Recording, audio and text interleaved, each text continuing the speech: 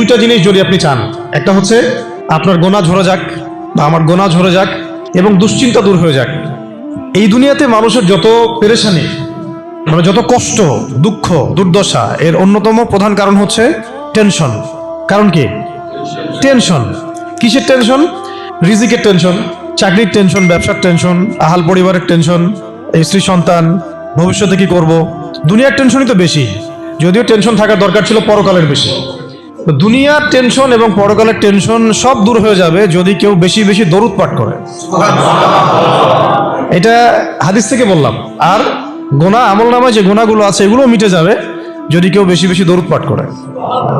একজন সাহাবী রাসূল সাল্লাল্লাহু আলাইহি ওয়াসাল্লামকে বলেছিলেন, ইয়া রাসূলুল্লাহ, আমি আমার দোয়ার মধ্যে কতটুকু দরুদ পড়ব?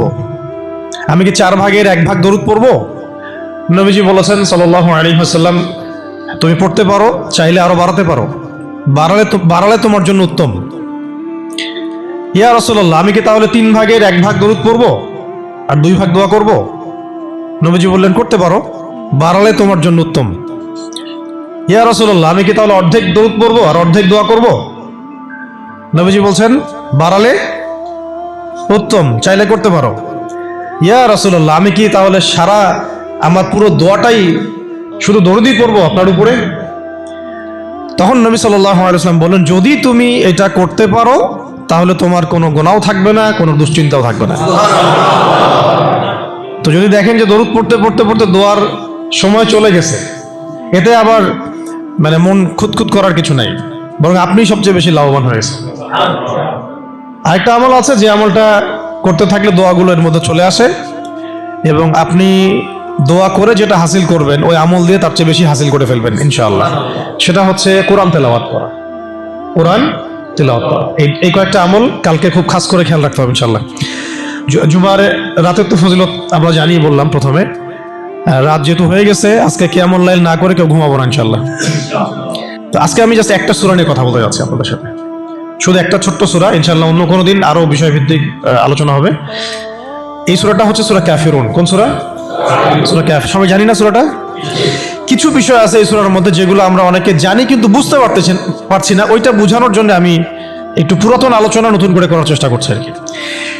তার আগে একটা ফজিলত বলি যে সূরা কাফিরুন যে ব্যক্তি রাতের বেলা তেলাওয়াত করবে, ঘুমানোর আগে তেলাওয়াত করবে আর কি, আল্লাহ রাব্বুল আলামিন তাকে শিরকের পাপ থেকে হেফাজত করবেন। মনে রাখবেন যে জাহান্নামে যাবে সবচেয়ে বেশি মানুষ শিরকের পাপের কারণে। কোন পাপের কারণে? শিরকের পাপের কারণে। এবং শিরকের পাপ এমন পাপ যেই পাপটা আল্লাহ রাব্বুল আলামিন ক্ষমা করেন না, ওই অবস্থায় মারা গেলে ক্ষমা করেন না। কিন্তু তওবা করলে, জীবদ্দশায় তওবা করলে ইনশাআল্লাহ মাফ হতে পারে, অবশ্যই হতে পারে। কিন্তু ওই শিরকের পাপ নিয়ে কেউ যদি মারা যায় আল্লাহ রাব্বুল আলামিন এই পাপটাকে ক্ষমা করবেন না। এটা সূরা নিসার মধ্যে অনেকবার বলা হয়েছে, ইন্নাল্লাহা লা ইয়াগফিরু আইয়ুশরাকা বিহি ওয়া ইয়াগফিরু মা দুনা যালিকা লিমান ইয়াশা। নিশ্চয় আল্লাহ রাব্বুল আলামিন শিরকের গুনাহকে মাফ করেন না, কিন্তু অন্য যে কোনো বড় গুনাহ হোক আল্লাহ পাক যাকে ইচ্ছা মাফ করতে পারেন, যাকে ইচ্ছা আল্লাহ মাফ করতে পারেন। এখন এই শিরকের পাপ থেকে বাঁচাবে কোন সূরা? সূরা কাফিরুন। রাতের বেলা তেলাওয়াত করতে হবে অন্তত একবার। রাতের আরো অনেক আমল আছে, এটা তো আপনারা জানেনই। অন্তত পক্ষে এই আমলগুলো করবেন। সূরা ফালাক, নাস, ইখলাস এগুলো পড়বেন। শেষ রাতে মোনাজাত করবেন, 2 রাকাত নফল হলেও পড়ার চেষ্টা করবেন। আল্লাহ পাক সবাইকে তৌফিক দান করেন। আর ঘুমানোর আগে সূরা বাকারার শেষের 2টা আয়াত পড়বেন বা 3টা আয়াত পড়বেন। সারা রাতের ইবাদতের নেকি হয়ে যাবে ইনশাআল্লাহ। 33 বার সুবহানাল্লাহ পড়বেন, 33 বার আলহামদুলিল্লাহ পড়বেন, 34 বার আল্লাহু আকবার পড়বেন। এছাড়াও তো আছে আল্লাহুম্মা বিইসমিকা আমুতু আহইয়া। এছাড়াও আরো অনেক দোয়া আছে, কয়েকটা বললাম। সূরা মুলক তেলাওয়াত করতে পারেন যদি সময় হয়, এবং করা উচিত, কারণ সূরা মুলকের তেলাওয়াত কবরের আযাব থেকে বাঁচাবে ইনশাআল্লাহ। এগুলো আমল করবেন। আমলটা বাড়ানোর চেষ্টা করতে হবে এই কারণে যে যার আমল বেশি তার মধ্যে নূর বেশি, আল্লাহ পাকের মারিফত বেশি, তার মধ্যে দ্বীনের ফিকিরও বেশি থাকবে এবং তার দোয়াও বেশি কবুল হবে ইনশাআল্লাহ। সে আল্লাহকে পাবে, কাছে পাবে। আমল ভালো হলে আখলাক ভালো হবে, আখলাক ভালো হলে তার দ্বারা সমাজ উপকৃত হবে। এবং আমরা খেয়াল করে দেখেছি সিরাতের কিতাবগুলোতে সাহাবায়ে কেরাম জিহাদের মাঠেও মেসওয়াক ছাড়তেন না, মানে আমলে তারা গুরুত্ব দিতেন, খুব বেশি আমলের প্রতিযোগিতা করতেন, কে কত বেশি আমল করতে পারে। একজন সাহাবী খুঁটির সাথে নিজেকে বেঁধে রাখছিলেন, যে ঘুম আসে, নামাজ পড়তে পড়তে ঘুম আসে, খুঁটির মধ্যে বেঁধে রেখেছেন নিজেকে, যাতে ঘুমে পড়ে না যান।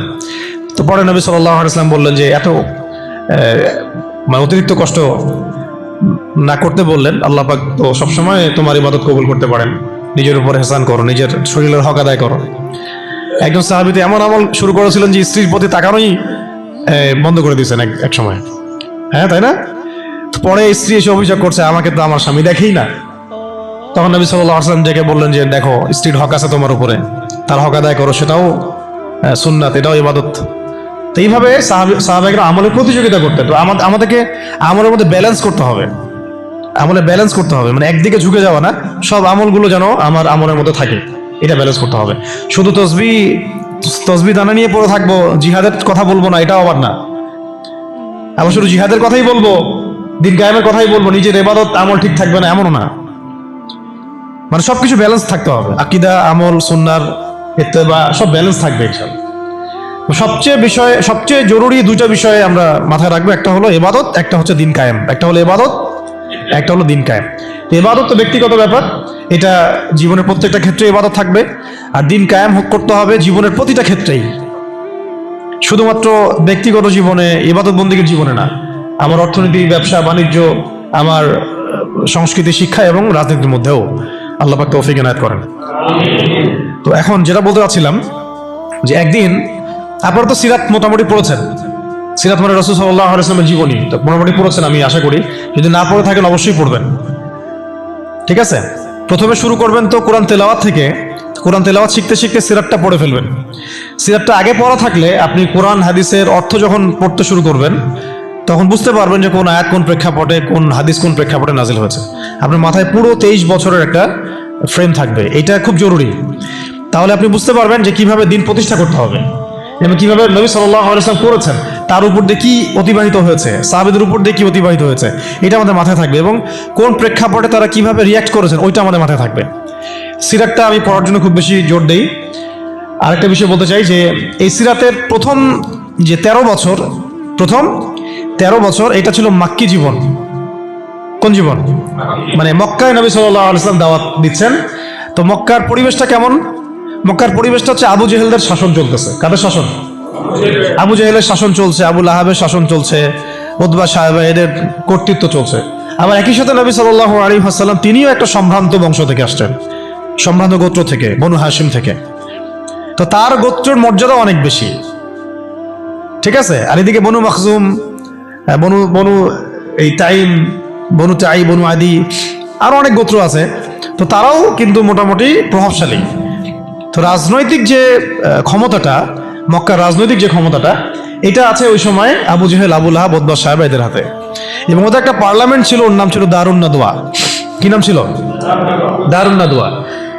তারা আল্লাহকে বিশ্বাস করত, একটু ভালো করে বোঝার চেষ্টা করেন। তারা আল্লাহ পাককে বিশ্বাস করত, আল্লাহ বলে একজন আছে, এটা তারা আকীদা ঠিক রাখতো। এমনকি আল্লাহ পাক সৃষ্টিকর্তা, আল্লাহ পাক রিজিক দাতা, আল্লাহ সন্তান দাতা, এটাও তারা বিশ্বাস করত। কারা বিশ্বাস করত? Abu Jahl, Abu Lahab, Utba সাহেবা, তারাও বিশ্বাস করত। তাহলে কিসে বিশ্বাস করতো না? তারা তাওহীদে রুবুবিয়াত বিশ্বাস করতো, কিন্তু উলুহিয়াত, আসমা ও সিফাতে বিশ্বাস করতো না। মানে আল্লাহ পাকেরই যে বিধান মানতে হবে, আল্লাহ পাকেরই যে দাসত্ব করতে হবে এবং মৃত্যুর পর জবাবদিহিতা আছে, এই বিষয়গুলোতে তারা বিশ্বাসী ছিল না। এখন প্রথম 3 বছর নবী সাল্লাল্লাহু আলাইহি ওয়াসাল্লাম গোপনে দাওয়াত দিয়েছেন। কত বছর? প্রথম 3 বছর। আর চতুর্থ বছর থেকে প্রকাশ্যে দাওয়াত শুরু হয়েছে। মক্কার কত বছর মোট? 13 বছর। এই সময় তো ইসলামী রাষ্ট্র কায়েম হয় নাই, হয়েছে? দাওয়াত হয়েছে, খালি দাওয়াত। কোন পরিবেশে দাওয়াত? বলুন। আবু জেহেলের যে রাজত্ব, ওর মধ্যে দাওয়াত হয়েছে। মনে করেন যে আপনি এখন আছেন মোদির রাজত্বে, মনে করেন।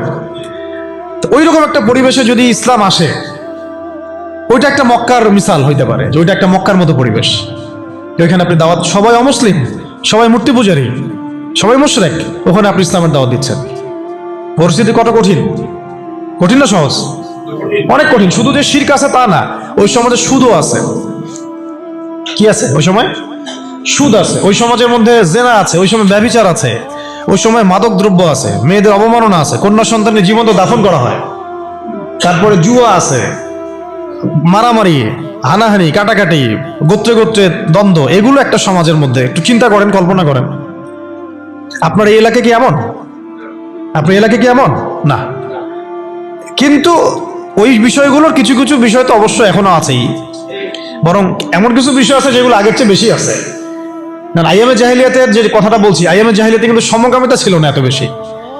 আপনার পুরো বাংলাদেশে এখন সমকামিতা আইয়ামে জাহিলিয়াতে যে বেশি। ওই আইয়ামে জাহিলিয়াতে আপনার ট্রান্সজেন্ডার ছিল না, আপনার বাংলাদেশে আছে এখন। আইয়ামে জাহিলিয়াতে ছিল না, এগুলো ছিল আইয়ামে জাহিলিয়াতে ছিল না। প্রযুক্তির এত উৎকর্ষ ছিল না যেটা দিয়ে এরকম বোম টোম ফেলে, পারমাণবিক বোম দিয়ে মানুষকে মেরে ফেলা যায়, ছিল? মানে অনেক ব্যাপার আমি আপনাকে দেখাতে পারবো যেগুলো আইয়ামে জাহিলিয়াতের চাইতে এখন অনেক বেশি আছে, শয়তানি। কিন্তু কিছু কিছু বিষয় ছিল যেগুলো আবার আইয়ামে জাহিলিয়াতে ছিল না। এক কথায় আমরা এটা বলতে পারি যে নবী সাল্লাল্লাহু আলাইহি ওয়াসাল্লাম যখন নবী হয়ে এসেছেন তখন 23 বছরের মধ্যে তিনি আইয়ামে জাহিলিয়াতকে কবর দিয়ে গেছেন।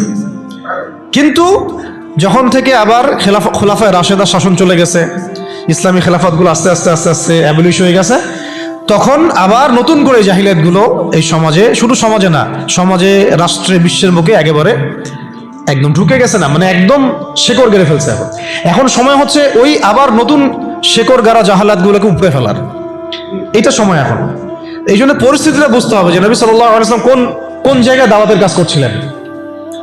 চোখ বন্ধ করে চিন্তা করেন যে একটা সমাজের মধ্যে খালি মূর্তি, সবাই মূর্তি পূজা করে, সবাই সুদ খায়, ধরেন সবাই, বেশিরভাগই দেখা যায় জিনা করে, মেয়েদের তেমন কোনো বৈবাহিক অধিকার নাই, সম্পত্তির অধিকার নাই, বাচ্চাকে কবর দিয়ে দিচ্ছে জীবন্ত, মদ খাচ্ছে মানুষ, জুয়া খেলতেছে, মারামারি করছে, ইত্যাদি ইত্যাদি ইত্যাদি। এরকম একটা অবস্থায় রাসূলুল্লাহ সাল্লাল্লাহু আলাইহি ওয়াসাল্লাম ইসলামের দাওয়াত দেওয়া শুরু করলেন। দাওয়াত দিতে দিতে প্রথম 3 বছর তিনি গোপনে দাওয়াত দিয়েছেন, গোপনে গোপনে গোপনে দাওয়াত দিয়েছেন। ওই সময় কিন্তু তৈরি হয়েছে আবু বকর রাদিয়াল্লাহু আনহু, ওসমান রাদিয়াল্লাহু আনহু, আলী ইবনে আবি তালেব, যায়েদ ইবনে হারসা, এই সাহাবায়ে কেরাম তৈরি হয়েছেন ওই সময়। আব্দুল্লাহ বিন মাসউদ, বিলাল ইবনে রাবাহ, এই সাহাবায়ে কেরাম তৈরি হয়েছেন কিন্তু ওই প্রথম 3 বছরে, 3-4 বছরে। এরপর যখন প্রকাশ্যে দাওয়াত দেওয়া শুরু করলেন, যখন ওমর এবং হামজা রাদিয়াল্লাহু আনহু তাদের মতো সাহাবীরা ইসলাম কবুল করলেন, প্রকাশ্যে দাওয়াত শুরু হলো, তখন হকার বাতিলের দ্বন্দ্ব শুরু হলো। মানে সত্য নিয়ে আপনি যখন মাঠে নামবেন তখনই মিথ্যার সাথে দ্বন্দ্ব শুরু। এটার নিয়ম, চিরায়ত নিয়ম। ব্যাস, Abu Jahl, Abu Lahab, Utba, সাহেবারা তো খেপে গেল। এখন এমন কোনো পথ পদ্ধতি নাই যেটা তারা অ্যাপ্লাই করে নাই। প্রথমে আঘাত করলো এইভাবে, আরে ওর কথা শোনার দরকার নাই, সে তো মাজনুন, ব্যক্তিগত আক্রমণ। খেয়াল করে দেখবেন, এখনো আপনি বাংলাদেশে দাওয়াতের কাজ শুরু করেন, সবার আগে আপনি শয়তানদের পক্ষ থেকে, মানে মানুষ এবং জিন শয়তান উভয়, দুটোর কথাই বলতেছি, শয়তানদের পক্ষ থেকে সবার আগে বাধা পাবেন, আপনার ব্যক্তি নিয়ে সবার আগে আক্রমণ করা হবে। আগে ব্যক্তিগত জীবনে আক্রমণ করা হবে, আগে আপনাকে রাষ্ট্রীয় নির্যাতনের শিকার করা হবে না, ওটা পরে আসবে, শেষে আসবে। আগে ব্যক্তি থেকে, তারপর পরিবার থেকে, সমাজ থেকে, ধর্মনেতা থেকে, তারপর রাষ্ট্র থেকে, এইভাবে বাধা আসে আর কি। রাসূল সাল্লাল্লাহু আলাইহি ওয়াসাল্লামকে প্রথমে বলা হচ্ছিল যে মাজনুন, নাউযুবিল্লাহি মিন যালিক, সাহির, জাদুকর, নাউযুবিল্লাহ, ফারিকুল জামাআ, জামাত বিভক্ত করতেছে, নাউযুবিল্লাহ। তারপরে বলা হচ্ছে, আর কি বলেন, শায়ের, শায়ের, কবি, আর এরকম প্রায় 8-10টা কথা বলা হচ্ছিল, 8-10টার মতো কটাক্ষ করা হচ্ছিল প্রথম 3 বছরে। কিন্তু তেমন কোনো শারীরিক নির্যাতন করা হচ্ছিল না প্রথমে, আগে এভাবে ব্যক্তিকেন্দ্রিক আক্রমণ করা হচ্ছে। এরপর আল্লাহ পাক জবাব দিচ্ছেন, কোরআন নাজিল হচ্ছে, প্রত্যেকটার অ্যান্সার আসতেছে কোরআনে, তাই না? দাওয়াতের গতি বাড়তেছে, আলহামদুলিল্লাহ। মানুষ তো একবার ইসলামে আসলে আর ফিরে যাচ্ছে না, জান্নাতের খবর পেয়ে গেছে মানুষ। কোথায় ছিলাম, অন্ধকার থেকে আলোতে চলে আসছে। আর যারা এই নূরের স্বাদ একবার পেয়েছে তারা কি আর ফিরে যাবে? এখনো দেখেন অনেক বড় বড় পাপী মানুষ, আমরা নিজেও দেখেছি, নিজেরাও অনুভব করেছি, বহু বড় বড় পাপী মানুষ রাসূল সাল্লাল্লাহু আলাইহি ওয়াসাল্লামের রওজার সামনে গিয়ে সালাম দিয়েই একেবারে তওবা করে খাঁটি মুমিন হয়ে গেছে। বহু মানুষ আছে এমন, অনুভূতি কাজ করে ওখানে গেলে। একটা অনেক পাপী মানুষ ছিল, কাবাঘর ধরে যেই টাচ করছে কাবা ঘরে, চোখ দিয়ে দরদর করে পানি পড়া শুরু হয়েছে, সে তার লাইফকে সংশোধন করে নিয়েছে। আর সেখানে তো সাহাবীরা রাসূলের কাছে যাচ্ছেন, তার দরবারে বসছেন, হাতে হাত রেখে বায়াত করতেছেন, তাকে তার পা ধুয়ে দিচ্ছেন, তাকে ওযু করায় দিচ্ছেন, সারাদিন তারা রাসূল সাল্লাল্লাহু আলাইহি ওয়াসাল্লামের সাথেই আছে। কত বড় সৌভাগ্যের বিষয়। এখন প্রথমে যখন দেখা গেল এইসব দিয়ে কাজ হচ্ছে না, তারপর তারা অর্থনৈতিক চাপ দেওয়া শুরু করলো, সামাজিক বয়কট করা শুরু করলো। কারা কারা? Abu Jahl, Abu Lahab, Utba, Saiba. আমি কিন্তু এই কয়েকটা নাম বলছি, এটা কিন্তু শুধু নাম না, এটা একটা ক্যারেক্টার, চরিত্র। আজকের বিশ্ব আবু জেহেল আছে, আবু লাহাব আছে, উতবা, সাইবার আছে না? সেম পদ্ধতি তারাও কিন্তু অবলম্বন করতেছে ইসলামকে দমন করার জন্য। সেম সেম, এটা মিলাই নেবেন আপনারা সিরাত থেকে। এবার শুনেন, অর্থনৈতিক চাপ দিয়ে কোনো কাজ হচ্ছে না, ব্যক্তিগত আক্রমণ করে কাজ হচ্ছে না, শারীরিক নির্যাতন করেও কাজ হচ্ছে না। সাহাবীদেরকে মেরে ফেলা হচ্ছে, সুমাইয়া রাদিয়াল্লাহু আনহাকে মেরে ফেলা হয়েছে না, শহীদ করা হয়েছে। তারপরে ইয়াসির রাদিয়াল্লাহু আনহুকে শহীদ করা হয়েছে মক্কায়। এরকম সাহাবীদেরকে নির্মম নির্যাতন করা হচ্ছে, বেলাল রাদিয়াল্লাহু আনহুকে পিটানো হচ্ছে, ওসমান রাদিয়াল্লাহু আনহুকে পর্যন্ত মারা হয়েছে, আবু বকর রাদিয়াল্লাহু আনহুকে উতবা মেরেছে একদিন, লাআনাহুল্লাহ। এখন শারীরিক নির্যাতন করে কোনো কাজ হচ্ছে না, ঈমান থেকে সরানো যাচ্ছে না, অর্থনৈতিক বয়কট করে কাজ হচ্ছে না। 3 বছর বয়কট করে দিল বনু হাশেমকে, মনে আছে আপনাদের? গাছের ছালপাতা খেয়ে তারা থাকলেন শিয়াবে আবু তলেবে। 3 বছর বয়কট, সমাজ থেকে বয়কট, গালিগালাজ করে কোনো কাজ হচ্ছে না, এমনকি জীবন কেড়ে নিয়েও, জান নিয়েও কোনো কাজ হচ্ছে না। এই আন্দোলন, এই লা ইলাহা ইল্লাল্লাহ মুহাম্মাদুর রাসূলুল্লাহ বিপ্লবী কালিমাকে থামানো যাচ্ছে না।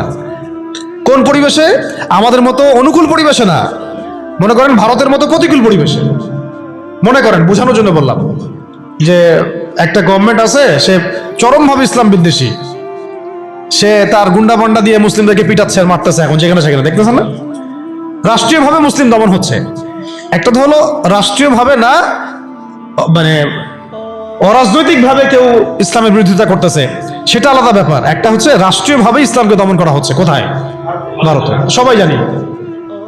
তো রাষ্ট্রীয়ভাবে দেখেন আজকে ধ্বংসস্তূপে পরিণত করা হলো, বৈশ্বিকভাবে। জাতিসংঘের প্রত্যক্ষ মদত এগুলো হয়েছে, আমেরিকার প্রত্যক্ষ সহযোগিতা এগুলো হয়েছে, পশ্চিমাদের প্রত্যক্ষ মদত এগুলো হয়েছে। এখন কথা হচ্ছে, আপনাকে পরিস্থিতিটা বুঝতে হবে যে আবু জেহেল, আবু লাহাবদের অবস্থা কেমন ছিল, ওই সমাজটার অবস্থা কেমন ছিল। প্রতিকূল পরিবেশে দাওয়াতের কাজ করা হচ্ছে, তারা একটার পর একটা অস্ত্র প্রয়োগ করছে, কিন্তু কোনো অবস্থাতেই মুসলমানদেরকে থামানো যাচ্ছে না। তাদের সংখ্যা কি বাড়ছে না কমছে? মুসলিমদের সংখ্যা বাড়ছে না কমছে? আবার বলেন, মুসলিমদের সংখ্যা কি বাড়ছে না কমছে? বাড়ছে আর বাড়ছে আর বাড়ছে, দিন দিন বাড়ছে। কত নির্যাতন হচ্ছে, শারীরিকভাবে মারা হচ্ছে, অর্থনৈতিক নিষেধাজ্ঞা দেওয়া হচ্ছে, সমাজ থেকে বয়কট করা হচ্ছে, তারপর সম্পত্তি থেকে বঞ্চিত করা হচ্ছে, বাবা ছেলেকে তাড়াই দিচ্ছে, মা ছেলেকে তাড়াই দিচ্ছে। কি একটা অবস্থা! অবস্থা কি ভাবতে পারছেন কেমন জটিল অবস্থা? এত কিছু করেও যখন কোনো কাজ হলো না, তখন Abu Jahl, Abu Lahab, Utba, সাইবারা একটা নতুন ফর্মুলা নিয়ে আসলো। এখন তারা নতুন একটা ফর্মুলা নিয়ে আসছে। এই ফর্মুলাটার নাম হচ্ছে আপোষকামিতা বা সন্ধি করা। এটার নাম কি? আপনারা খেয়াল করে দেখবেন, আমি একটু বলে নেই 1 মিনিট। ওই আইয়ামে জাহিলিয়াতে যে জাহালাতগুলো আপনি দেখছেন, শিরকের জাহালাত, সুদের জাহালাত, রিবা, তারপরে মাদক, তারপরে জেনা, ব্যভিচার, গোত্রীয় হানাহানি, সব আপনি এখনকার বিশ্বে দেখতে পারবেন। এবং ওই দারুন নাদওয়া যেটা ছিল কাফেরদের পার্লামেন্ট, এটার মতো করে কাজ করতেছে এখন সারা বিশ্বে জাতিসংঘ। ইউরিদুনা, তারা কি চায়? আল্লাহ পাক বলেছেন ইউরিদুনা লিইউতফিউ নূর আল্লাহ। তারা চায় আল্লাহ পাকের নূর, মানে আল্লাহর যে আলো, মানে ইসলাম, এই দ্বীন ইসলাম, এটাকে মুখের ফুৎকারে নিভাই ফেলতে চায় তারা। কিন্তু আল্লাহ পাক বলেছেন ওয়াল্লাহু ইউতিম্মু নূরাহ, কিন্তু আল্লাহ পাক তার নূরকে প্রজ্বলিত করবেন। ওয়ালাউ কারিহাল কাফিরুন ওয়া ফি আয়াতিন উখরা ওয়ালাউ কারিহাল মুশরিকুন। সূরা তাওবায় আছে, সূরা সফে আছে। এক জায়গায় বলা হচ্ছে যদিও কাফেররা এটা পছন্দ করবে না, আর একবার বলা হচ্ছে মুশরিকরা এটা পছন্দ করবে না। ওদের এজেন্ডা এটা স্পষ্ট। এই same agenda Abu Jahl, Abu Lahab, Utba, সাইবারও ছিল, কিন্তু তারাও কিন্তু পারে নাই। পারছে? এত কিছু করেও তারা পারে নাই। আপনি খেয়াল করে দেখবেন, যখন এই পরাশক্তিরা মুসলমানদের সাথে কোনো কোনো জায়গায় পেরে ওঠে না, তখন তারা কিন্তু সন্ধির কথা বলে, সাম্যের কথা বলতে আসে, মানবতার কথা বলতে আসে, তাই না? ঐক্যের কথা বলতে আসে, মৈত্রীর কথা বলতে আসে। যখন দেখে যে মুসলমানদের হাতে খুব মাইর খাচ্ছে, যখন মাইর খায় পারে না, তখন বলে যে যুদ্ধবিরতি চাই। তো ইসলামী অনুশাসনে আমরা যখন যুদ্ধবিরতির পক্ষে কথা বলার চেষ্টা করি বা আমরা যে রায় দেই, যখন দেখা যায় যুদ্ধবিরতি সেই সন্ধিকে লঙ্ঘন করে তারা আবার নিরীহ মানুষকে বোমা হামলা চালায়, ওই রাস্তাটাকে তারা বন্ধ করে ফেলে। এটা মুনাফিকি করে তারা, প্রতারণা। আবার যখন আফগানিস্তানে তারা মাইর খেয়েছে 20 বছর 40 বছর, তখন এসে আবার কিন্তু লেজ ঘুরায় ঠিকই পালাইছে। মানে আমি একটা ক্যারেক্টার বললাম ওদের। নর্মালি তারা আপনাকে প্রথমে আক্রমণ করবে না, আপনাকে আদর্শ দিয়ে মোটিভেট করার চেষ্টা করবে, ডিমোটিভেট করার চেষ্টা করবে, তারপরে আপনাকে অর্থনৈতিক বয়কট করবে, সামাজিকভাবে ফিতনা ছড়াই দিবে, রাজনৈতিক ওদের পাপেটগুলোকে দিয়ে আপনাকে শাসন করবে। সে সরাসরি এসে আপনার গলা চিপে ধরবে না, তার দালালদেরকে দিয়ে আপনাকে অ্যারেস্ট করাবে। আর কি খোলামেলা বলতে পারবো? সরাসরি সে এসে আপনাকে হত্যা করবে না, বরং তার দালালদেরকে দিয়ে আপনাকে নির্যাতন করাবে। এটা হয়ে আসছে ইতিহাসে, এখনো হচ্ছে এগুলাই। কিন্তু যখন দেখা যাবে মুসলিমরা খুবই শক্ত অবস্থায় আছে ইমানের দিক থেকে, কোনো অবস্থায় টলানো যাচ্ছে না, ঠিক যেমন সাহাবীদের মতো, তখন তারা নতুন একটা ফর্মুলা নিয়ে আসবে। কি ফর্মুলা? এই যে এই ফর্মুলাটা, সন্ধি, ঐক্য, মৈত্রী, মানবতা, এইসব শব্দ কিছু নিয়ে আসবে। নিয়ে এসে বলবে, ঠিক আবু জেহেল যেভাবে বলছিল যে হে মুহাম্মদ, তুমি তো আমাদের সন্তান, আমাদের তো ভাতিজা, তাই না? চাচা ভাতিজা সম্পর্ক আমাদের, তো তোমাদের সাথে আমাদের এত দ্বন্দ্বের তো দরকার নাই। একটা কাজ করো, আসো তোমরা একটা বছর আমাদের লাত উজ্জা হবল মানাতের ইবাদত করো, আমরা 1 বছর তোমার আল্লাহর ইবাদত করব। কেমন মনে হচ্ছে প্রস্তাবটা? বলেন, কার প্রস্তাব? আবু জাহেল, আবু লাহাব, উতবা সাহেবাদের প্রস্তাব। এটার সাথে আজকে বিশ্ব মিলাই নিয়েন, ওটা আপনারা মিলাবেন।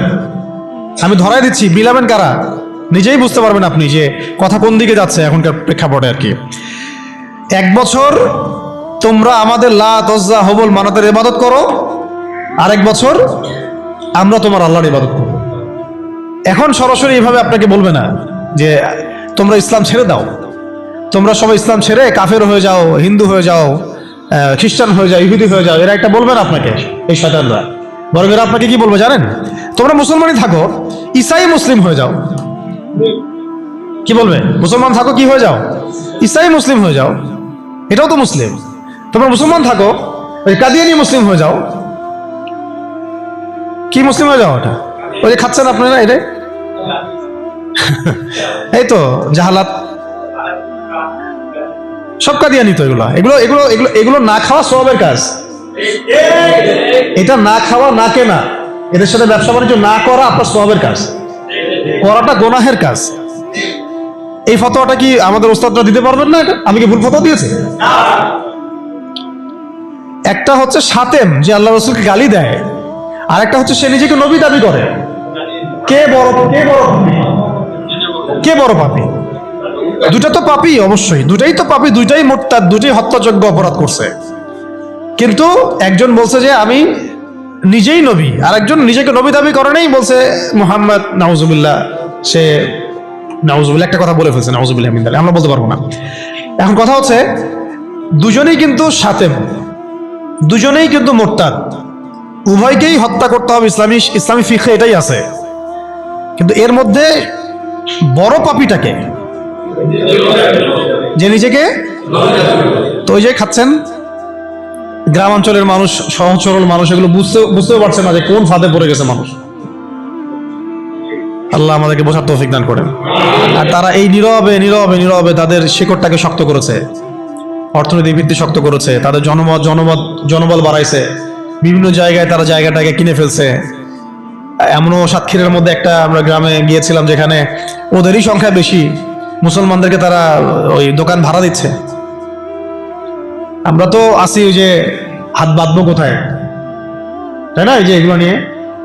আর এদিকে যে কি অবস্থা ভিতরে, যে মানে আমাদের কি অবস্থা, এটা এটা এটা বোঝার জন্য সূরা কাহাফ তেলাওয়াত করেন, তাহলে বুঝতে পারবেন ইনশাআল্লাহ। তা আমি বলছিলাম যে ওটা অন্য প্রসঙ্গ, এটা নিয়ে আপনারা খতমে নবুয়ত একটা বিভাগই আছে মার্কাজুদ দাওয়ায়, খতমে নবুয়ত বিভাগ আছে একটা। ওই খতমে নবুয়তের অনেক কিতাব, অনেক আর্টিকেলস সব ছাপানো হয়ে গেছে। এগুলো আপনারা পড়লেই বুঝতে পারবেন কত বড় ধোঁকাবাজি, কত বড় প্রতারণা। এটা নিয়ে ইনশাআল্লাহ আরেকদিন কথা বলবো ইনশাআল্লাহ, ঠিক আছে? তবে এদের সাথে কোনো রকম সম্পর্ক রাখবেন না, কোনো রকম। এটা আপনি ইমানের দাবি। আমি বলছি না যে আপনি অস্ত্র নিয়ে আপনি গিয়ে তাকে গর্দান নামায় দেন, এটা আপনি করতে পারবেন না। এটা আপনি করার মতো এখন আপনার ক্ষমতা নাই। যদি এটা ইসলামিক রাষ্ট্র হতো তাহলে আমরা এটার ব্যবস্থা নিতে পারতাম। এটা ইসলামিক রাষ্ট্র নয়, এটা একটা গণতান্ত্রিক রাষ্ট্র, সেকুলার রাষ্ট্র এবং জাতীয়তাবাদী রাষ্ট্র, এবং এই মতবাদগুলো ইসলামের সাথে সাংঘর্ষিক। ঘোরায় পেঁচায় খাওয়ানোরও কোনো সুযোগ নেই। এই মতবাদগুলো দিয়ে আপনি ইসলামী শরিয়া রাষ্ট্র কায়েম করতে পারবেন না। শেষ কথা এটা। চেষ্টা করে দেখে নেন, পারবেন না, কেউ পারে না আজ পর্যন্ত। এখন মূল যেটা কথা ছিল যে ওরা বলেছিল কি 1 বছর ইবাদত করো লাত উজ্জা হবল মানাতের আমাদের মূর্তিগুলার, আমরা 1 বছর তোমার আল্লাহর ইবাদত করবো, ঠিক আছে। এখনকার Abu Jahl, Abu Lahab, Utba সাহেবেরা বলছে তোমাদের ধর্ম চেঞ্জ করার দরকার নাই, তোমরা ইসাই মুসলিম হয়ে যাও, তোমরা কাদিয়ানি মুসলিম হয়ে যাও, ওর নাম দিচ্ছে আহমদিয়া মুসলিম জামাত। তোমরা ধর্ম চেঞ্জ করার দরকার নাই, তোমরা আমাদের সুদভিত্তিক অর্থনীতিটা গ্রহণ করো। কি সুদের বিরুদ্ধে বললে অনেকে আর একটু খারাপ লাগে না? তোমরা ধর্ম চেঞ্জ করার দরকার নাই, লা ইলাহা ইল্লাল্লাহ পড়ো, মুহাম্মদ রাসূলুল্লাহ পড়ো, নামাজ পড়ো, হজ করো, উমরা করো, যাকাত দাও, কোনো সমস্যা নাই, কিন্তু আমাদের সুদভিত্তিক ব্যাংকিং সিস্টেমটা নাও। মানুষ নিয়েছে, প্রত্যেকটা মুসলিম কান্ট্রির মধ্যে এখন সুদভিত্তিক ব্যাংকিং সিস্টেম আছে। বুঝতে পারছি আমি কথা? তোমাদের ধর্ম চেঞ্জ করার দরকার নাই, তোমরা সমকামিতাটাকে প্রমোট করো। তোমরা মুসলমান থাকো, মুহাম্মদের উম্মত থাকো সাল্লাল্লাহু আলাইহি ওয়াসাল্লাম, সমকামিতাটাকে প্রমোট করো। এই প্রমোট করছে আমাদের ছাত্র মেয়েরাও তো প্রমোট করছে, যারা কয়েকদিন আগে করলেন, রাস্তায় নেমে আন্দোলন করলেন। আপনাদের কাছ থেকে তো আমরা আশা করি নাই, এই জন্য তো আবু সাইদ রক্ত দেয় নাই। আপনারা যদি গাদ্দারি করেন তাহলে এই প্রজন্ম আপনাদেরকে ছাড়বে না। সমকামিতা প্রমোট করছেন ঘুরাই ফিরায়, আবার অনলাইনে দেখলাম শাতিমের পক্ষও নিচ্ছেন, এক শাতিমের পক্ষ নিয়েও কথাবার্তা বলছেন, আবার ভিতরে ভিতরে ট্রান্সজেন্ডারটাকে প্রমোট করছেন, ট্রান্সজেন্ডার। তো ওরা বলছে, পশ্চিমারা এখনকার Abu Jahl, Abu Lahab, Utba সাহেবরা বলছে যে ধর্ম চেঞ্জ করার দরকার নাই, ট্রান্সজেন্ডার তোমরা প্রমোট করো। ট্রান্সজেন্ডার কি?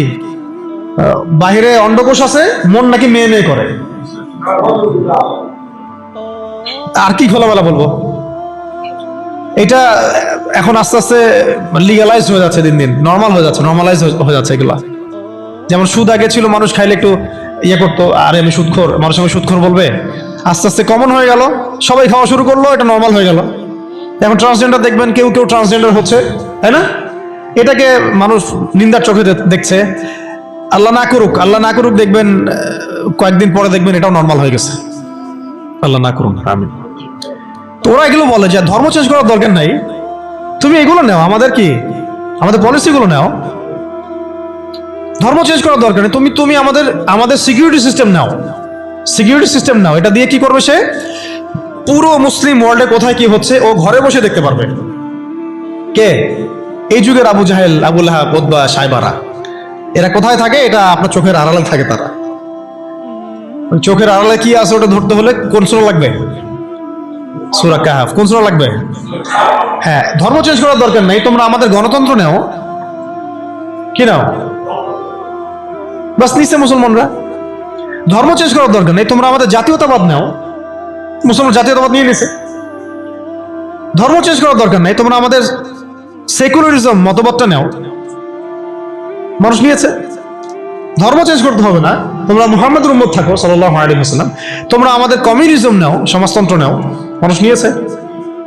এইভাবে এখনকার যুগের আবু জেহেল, আবু লাহাবরা আমাদেরকে ওই প্রস্তাবের মধ্যে নিয়ে আসছে।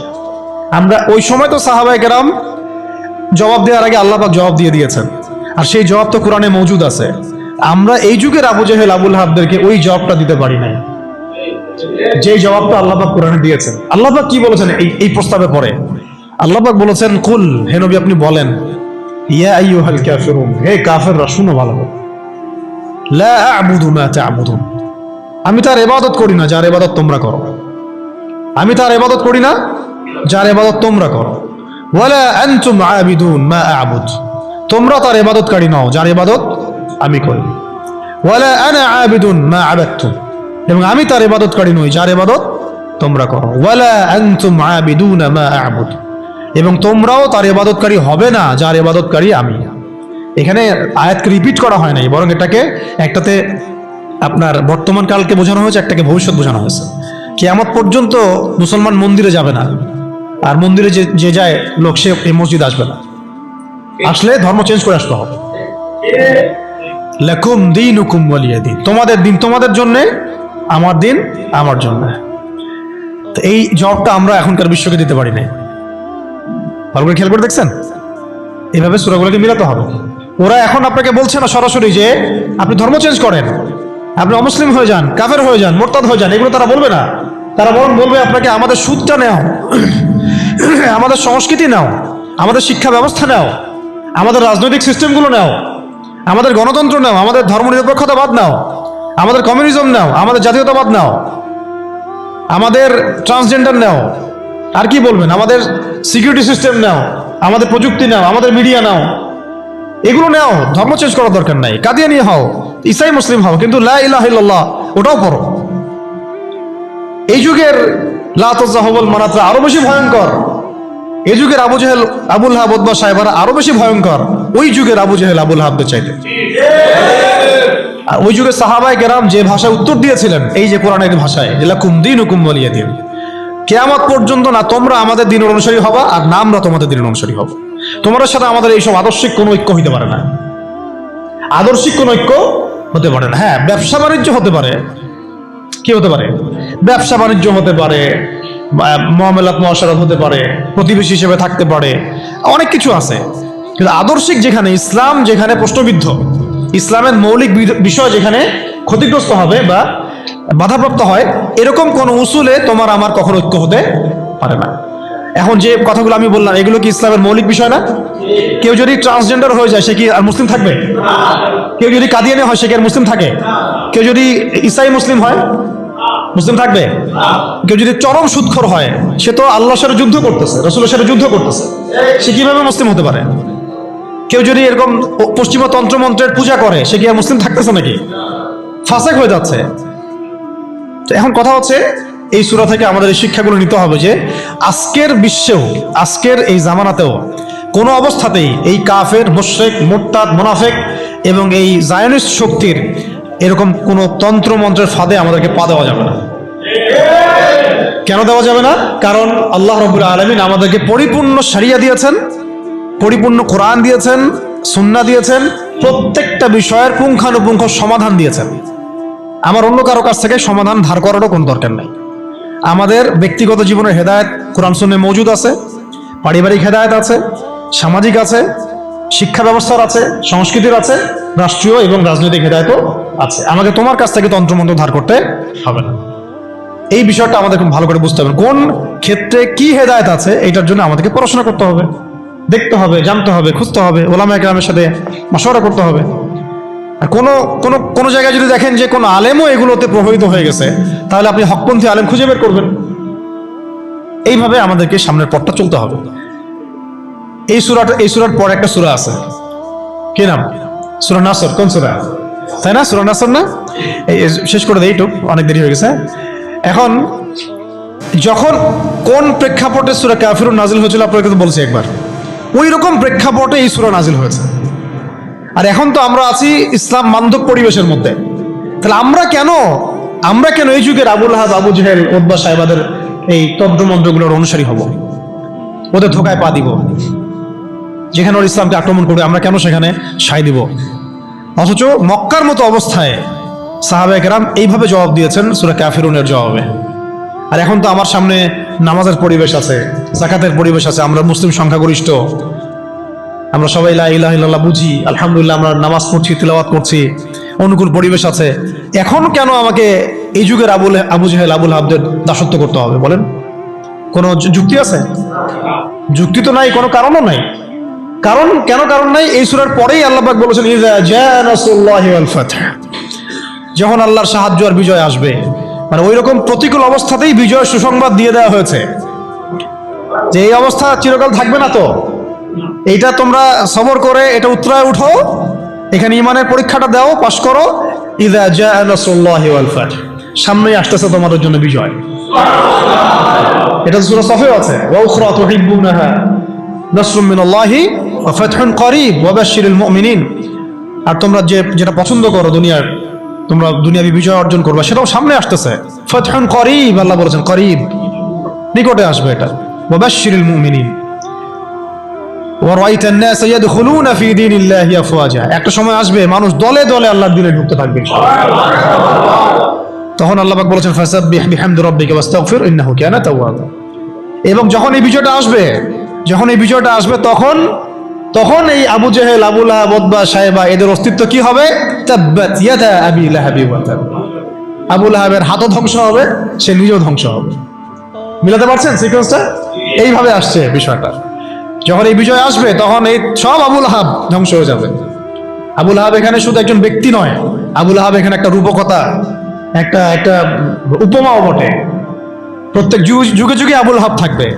এই যুগের আবু লাহাব কারা জানেন? যারা সুদ ভিত্তিক এই ব্যাংকিং সিস্টেমের এই হত্যাকর্তা, এরা হচ্ছে এই যুগের আবু লাহাব। মা আগনা আনহু মালুহু ওয়া মা কাসাব, তাদের এইসব হারাম মাল কোনো কাজে আসবে না, এবং তারা যে এগুলো যেটা অর্জন করেছে সেটা কোনো কাজে আসবে না। সায়াসলা নারান যাতা লাহাব, আগুনে প্রবেশ করবে তারা। ওয়া ইমরাআতুহু, এবং তার স্ত্রীও। এখানে স্ত্রী মানে শুধু স্ত্রী না, স্ত্রী মানে কিন্তু সহযোগী। স্ত্রী মানে কি? সহযোগী। এরা কিন্তু একা কাজ করে না। আমি বললাম না একজন একজনের সহযোগী? ইহুদিদের সহযোগী নাসারারা। আমেরিকা ছাড়া ইসরায়েল চলতে পারে নাকি? আমেরিকা ছাড়া ইসরায়েল চলতে পারবে? আমরা তো এতই সুশীল মার্কা প্রতিবাদ করি অনেকে, যে ইসরায়েলের বিরুদ্ধে কথা বলি, এদিকে আবার আমেরিকাকে খুশি রাখি। এ আবার কোন মুনাফিক? এটা আবার কোন মুনাফিক রে ভাই? বাচ্চাকে কেন মারে জানেন? এটা শুনে রাখেন। বাচ্চাকে হত্যা করছিল ফেরাউন, হ্যাঁ, কার আগমন ঠেকানোর জন্য? হ্যাঁ, মাশাআল্লাহ, মুসা আলাইহিস সালামের আগমন ঠেকানোর জন্য। কারণ তাকে বলা হয়েছিল একটা ছেলে আসতেছে, তোমার সিংহাসন নড়াই দিবে একদম। তখন ওই ইযযাবহুনা আবনাকুম ওয়া ইস্তাহয়ুনা নিসাআকুম শুরু করলো। আবার ঈসা আলাইহিস সালামের আগমন ঠেকানোর জন্য তৎকালীন সময়কার বাচ্চা করেছিল, বাচ্চাদেরকে হত্যা করেছিল। এখনকার এই দাজ্জালের অনুসারী এই জায়নিস্টরা কেন গাজার বাচ্চাদেরকে হত্যা করতেছে জানেন? হ্যাঁ, এক্স্যাক্টলি, তারা আগমন ঠেকাইতে চায়। কিন্তু আল্লাহ পাক ওইখানেই ঢুকাই দিবেন ইনশাআল্লাহ। এটা বললাম ওই সূরা কাফিরুনের হালতের উপরে অটল থাকেন। ইযা জাআ নাসরুল্লাহি ওয়াল ফাত, এটা আসতে যাচ্ছে। যখন আসবে তখন এই যে তাব্বাত ইয়াদা আবি লাহাবি ওয়া তাব, যত আবু লাহাব আছে সব ধ্বংস হয়ে যাবে ইনশাআল্লাহ। এমন আসছে যে চেইন দিয়ে, শিকল দিয়ে বেঁধে ওদেরকে জেরুজালেমে নিয়ে যাওয়া হবে ইনশাআল্লাহ। মুসলিম বাহিনী এইভাবে বিজয় হবে ইনশাআল্লাহ। সামনে আসবে এটা। আর ওই যে ওয়ামরাআতু, এটা কিন্তু খেয়াল রাখবেন, এটা তো স্ত্রী আছেই, ওখানে তো ওই ক্ষেত্রে এটা ঠিক আছে। আবার এটা অর্থ যে এখানে সহযোগী বোঝানো হচ্ছে। সহযোগী দেখবেন জালেমদের সহযোগী থাকে, ইহুদিদের সহযোগী এখানে নাসারারা। ইয়া আইয়ুহাল্লাযীনা আমানু লা তাত্তাখিযুল ইয়াহুদা ওয়ান নাসারা আউলিয়া, ইহুদি খ্রিস্টানদেরকে বন্ধুরূপে গ্রহণ করো না। বা'দুহুম আউলিয়াউ বা'দ, এরা একে অপরের বন্ধু, এরা একে অপরের বন্ধু। লা তাত্তাখিযুল ইয়াহুদা ওয়ান নাসারা আউলিয়া, ওদেরকে বন্ধুরূপে গ্রহণ করো না তোমরা।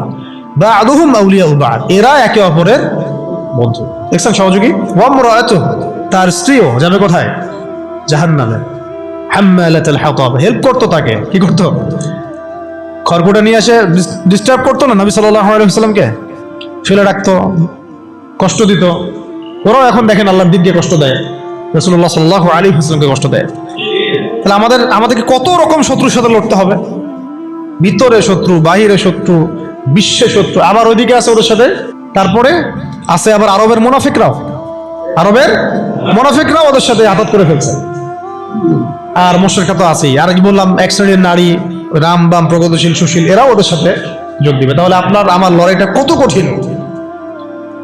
ওই যে সূরা কাফিরুনের ওই অবস্থায় টিকে থাকাটা কত কঠিন। লাকুম দীনুকুম ওয়ালিয়া দীন, কত কঠিন।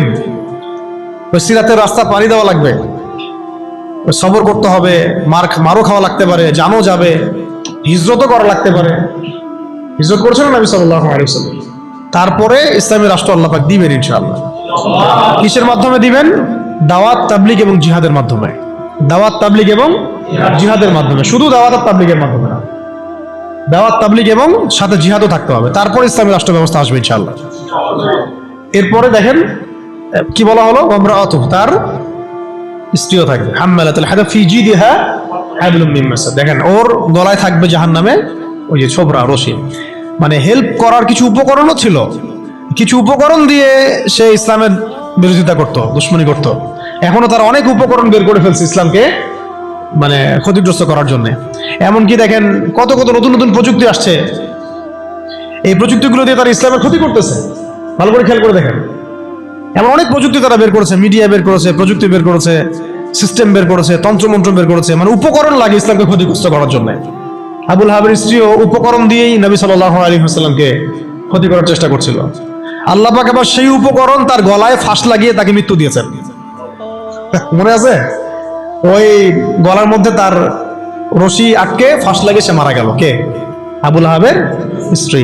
এই যে ক্ষতি, ইসলামের ক্ষতি করার জন্য যে উপকরণগুলো তারা বের করেছে, শুনে রাখেন, ইসলামের ক্ষতি করার জন্য, ইসলামকে ধ্বংস করার জন্য আর মুসলিম নিধনের জন্য তারা যে উপকরণগুলো তৈরি করেছে, যে সিস্টেমগুলো তৈরি করেছে, যে মিডিয়াগুলো তৈরি করেছে, যে প্রযুক্তিগুলো তৈরি করেছে, এগুলোই ওদের ধ্বংসের কারণ হবে ইনশাআল্লাহ। এমনও হইতে পারে সামনের বিশ্বে ওদের হাতে তৈরি করা পারমাণবিক বোম দিয়ে ওরাই মরবে ইনশাআল্লাহ। দেখে নিন, এটাও হইতে পারে ইনশাআল্লাহ। এটা সম্ভাবনা আছে, হবে এটা তো আমি বলতে পারবো না, এটা হতে সম্ভাবনা আছে, সম্ভাবনা আছে। আল্লাহ পাক যেন এদের মধ্যে শত্রুতা লাগায় দেন, একে অপরকে দিয়ে ধ্বংস করায় দেন। আমিন। যেভাবে ওরা মুসলিমদেরকে ধ্বংস করার পায়তারা করেছে, এর চেয়ে 1000 গুণ বেশি ধ্বংস আল্লাহ পাক তাদেরকে করে না। আমরা দোয়া করবো কাদের জন্য? যাদের মনের মধ্যে ইসলামের জন্য সিম্প্যাথি আছে, সফট কর্নার আছে, ইসলামকে মন থেকে ভালোবাসে, এই ভাইদের জন্য আমরা দোয়া করবো। এই জন্য আমরা বাংলাদেশের এই সিস্টেমের মধ্যে ধরেন আর্মি, র্যাব, পুলিশ, বিজিবি, আমাদের পলিটিশিয়ান যারা বুঝে না বুঝে বিভিন্ন মানে জালেমের সহযোগীও হয়ে গেছে, আমরা সবার জন্যই দোয়া করি আল্লাহ পাক যেন তাদের সবার হৃদয়টাকে ঘুরায় দেন। তাদের মধ্যে অনেক মানুষ আছে যারা বুঝে না বুঝে হয়তো দুনিয়াবি কোনো স্বার্থে অন্যায়ের পথে চলে গেছে, বা বুঝে না, ইসলামটা বুঝে না, কিন্তু আবার ইসলামকে ভালোবাসে, আমরা এই ভাইদের জন্য দোয়া করতে পারি। এই জালেমদের জন্য আমরা কি দোয়া করতে পারি?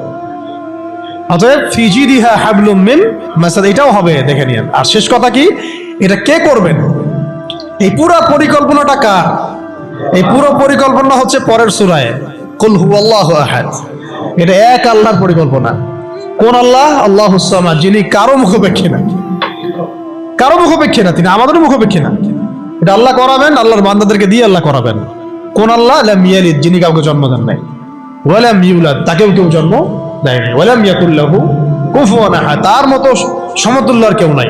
অতএব তোমরা যতই বাড়াবাড়ি করো, যতই তোমরা ইসলামের বিরুদ্ধাচরণ করো না কেন, ইসলামকে ধ্বংস করার চেষ্টা করো না কেন, সূরা কাফিরুন থেকে মক্কা বিজয় পর্যন্ত হালত আসবে ইনশাআল্লাহ। আর এখন যা চলতেছে এটাও ইনশাআল্লাহ আস্তে আস্তে পরিবর্তন হতে থাকবে, এবং ইনশাআল্লাহ আমরা আবার বাইতুল মুকাদ্দাস জয় করবো ইনশাআল্লাহ।